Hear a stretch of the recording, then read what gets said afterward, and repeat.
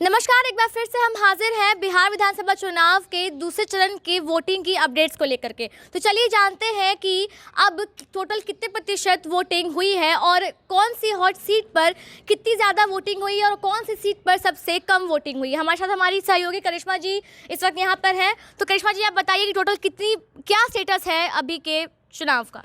जी शिवानगी, बता दें कि बिहार में अभी तक 44.47% वोटिंग हुई है, जिसमें बेगूसराय ज़िले में 47.97%, भागलपुर में 44.98%, दरभंगा में 42.99%, गोपालगंज में 46.49%, खगड़िया में 50%, मधुबनी में 43%, मुजफ्फरपुर में 50%, नालंदा में 45.46%, पश्चिमी चंपारण में 47%, पटना में सबसे कम वोटिंग हुई है 39.65%, पूर्वी चंपारण में 42.94%, समस्तीपुर में 45%, सारण में 41%, शिवहर में 49.50%, सीतामढ़ी में 42.18%, सिवान में 42%, वैशाली में 45% वोटिंग अभी तक हुई है। बात करें किसी एक सीट पर सबसे ज़्यादा वोटिंग की, तो वो है मुजफ्फरपुर के मीनापुर में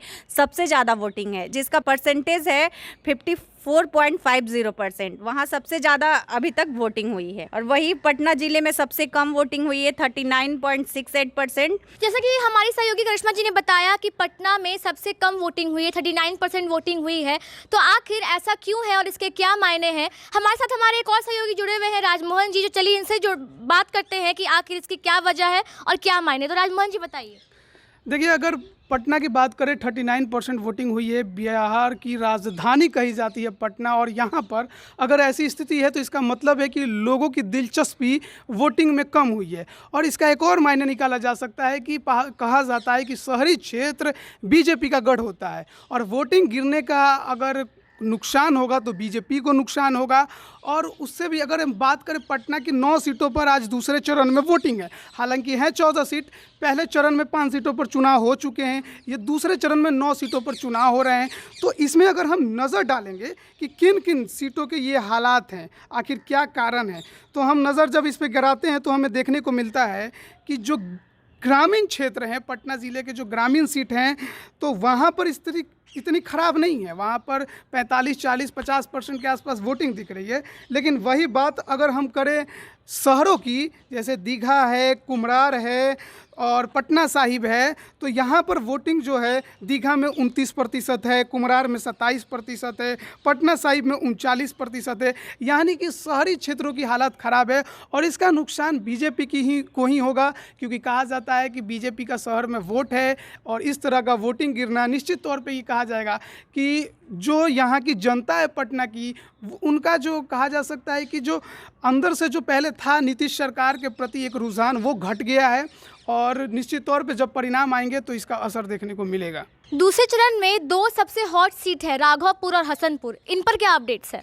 जो अपडेट अभी इलेक्शन कमीशन ने दी है उसके अनुसार तो दोनों ही सीटों पर वोटिंग 50% से ज़्यादा हुई है। हसनपुर की अगर बात करें, जहां से तेज प्रताप यादव आरजेडी से ताल ठोक रहे हैं, तो वहां पर 51% से ज़्यादा वोटिंग हुई है। यानी कहा जा सकता है कि ये वोटिंग जो है 55% तक जा सकता है। वहीं अगर बात करें राघोपुर की, तो यहाँ पर 52% से ज़्यादा वोटिंग हुई है। यानी दोनों ही सीटों पे लमसम कहा जा सकता है कि अच्छी वोटिंग है। हालांकि उतनी बेहतर नहीं कही जा सकती, क्योंकि हॉट सीट हैं, वहाँ की जनता को और ज़्यादा आकर वोटिंग करने चाहिए थे।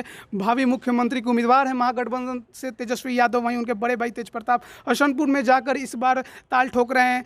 तो यही कहा जा सकता है कि वोटिंग ठीक है वहाँ पर। और हसनपुर में मुकाबला कितना कड़ा होगा ये देखने वाली बात होगी, क्योंकि जिस तरह से फीडबैक कुछ दिन पहले हमें मिले थे कि जेडीयू से राजकुमार राय, जो कि पिछले 10 सालों से वहाँ विधायक हैं, उन्होंने तेज प्रताप यादव को पैराशूट उम्मीदवार बताया था। हालांकि तेज प्रताप यादव को देखा जाए तो ग्रामीण क्षेत्रों में हसनपुर में ज़बरदस्त समर्थन मिलता दिखाई दे रहा है। वहीं अगर बात करें राघोपुर की, तो जहां से सतीश कुमार बीजेपी के उम्मीदवार हैं, तेजस्वी यादव के अपोजिट में पिछले बार भी थे, तो यहाँ भी मुकाबला उतना कड़ा नहीं है। तेजस्वी यादव के लिए आसान है, क्योंकि लोगों को ऐसा लग रहा है कि वो मुख्यमंत्री चुन रहे हैं। आज एक और न्यूज़ आई थी मुजफ्फरपुर के साहेबगंज विधानसभा क्षेत्र में बूथ कैप्चरिंग को लेकर के, तो इस पर क्या अपडेट है? और जो साहेबगंज का जो वीडियो वायरल हुआ था उसकी हमने ब्रेकिंग भी चलाई थी और उस खबर पे जो अब अपडेट आ रही है, सबसे पहले तो ये बता दें कि जो इस वीडियो को नहीं देखे थे हमारे, उनको बता दें कि एक वीडियो वायरल हुआ था जिसमें हमने देख रहे थे ये कि एक महिला है जो वोट डालने जा रही है,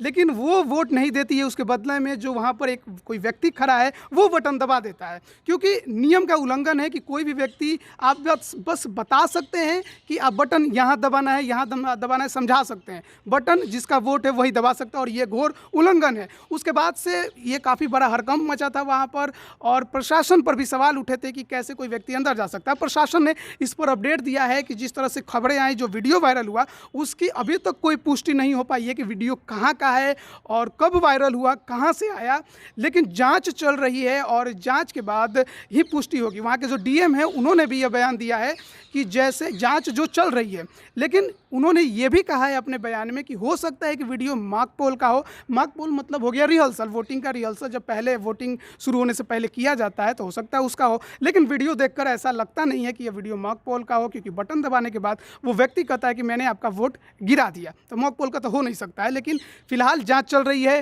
प्रशासन जैसे ही रिपोर्ट देगा हम दर्शकों तक पहुँचाएंगे। फिलहाल इस पर अभी तक कोई और ज़्यादा अपडेट नहीं आ पाई। तो बिहार विधानसभा चुनाव के दूसरे चरण के मतदान वोटिंग को लेकर के अब तक की ये अपडेट्स थी। आगे की और भी अपडेट्स हम आप तक पहुंचाते रहेंगे। उसके लिए हमारे चैनल को देखते रहिए और हमारे चैनल को लाइक, शेयर और सब्सक्राइब करना बिल्कुल ना भूलें। धन्यवाद।